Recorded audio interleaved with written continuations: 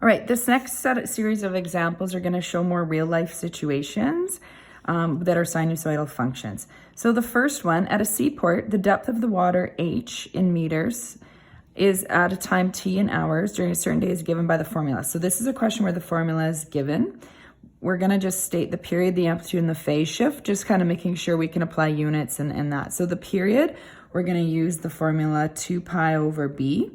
So the period is 2 pi over the b value, 2 pi over 12.4. So we're going to go 2 pi times 12.4 over 2 pi. So we get the period is equal to 12.4. And now we want to make sure we apply units. The period is going to talk about the horizontal distance of one repeating pattern. So that would be the time in hours. So hours is our unit for that. The amplitude is 1.8, and amplitude is the vertical distance that you're looking at, so that's going to be meters.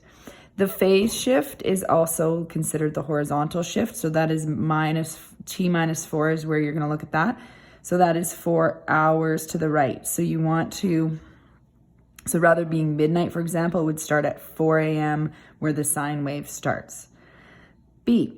What is the maximum depth of the water? So the maximum depth, I'm going to kind of draw a little bit of an equation. A sketch. This won't be to scale, but it helps me find the max and stuff. So we're going to have a min, a median, and a max somewhere here. I know my median is 3.1. I'll just put height in meters here so I don't have to put the unit every time. So if the amplitude is 1.8, 3.1 plus 1.8 is 4.9, 3.1 minus 1.8 is 1.3. I've already found the max here at 4.9. So this would, all I did was take the median plus the amplitude, and I have that. So if that's all the question asked, I'd move on. I wouldn't even have maybe necessarily needed that. I like to visualize that. When does it occur? Well, this I find more useful to see a whole graph, and often a question might ask you to sketch it anyway, so I tend to start to sketch it. So I have a median along here, a min along here, and a max along here, just so I kind of have some points. All right, I want to know when this 4.9 occurs. All right, I want to know if, I know I start 4 to the right, so I'm going to put in 4 here. I know that it's sine, so it's going to start right here. Now I need to figure out how far apart my points are so I know what the next point is. Well, I would take the period. So remember the period was 12.4, and I'm going to divide it by 4. So they are 3.1 apart. So 4 plus 3.1 would be where my next point is, which is 7.1. And if this is a sine wave, I'm going up here. So my graph is going to go like this. Okay, I'm just going to put kind of arrowheads. I guess I could kind of go to here and curve it back up so you can see. So the max happens at 7.1. Okay, so when does this occur?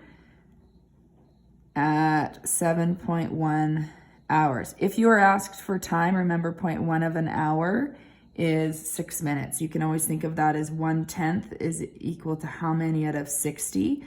And if you cross multiply, you'd get 6 minutes or 6.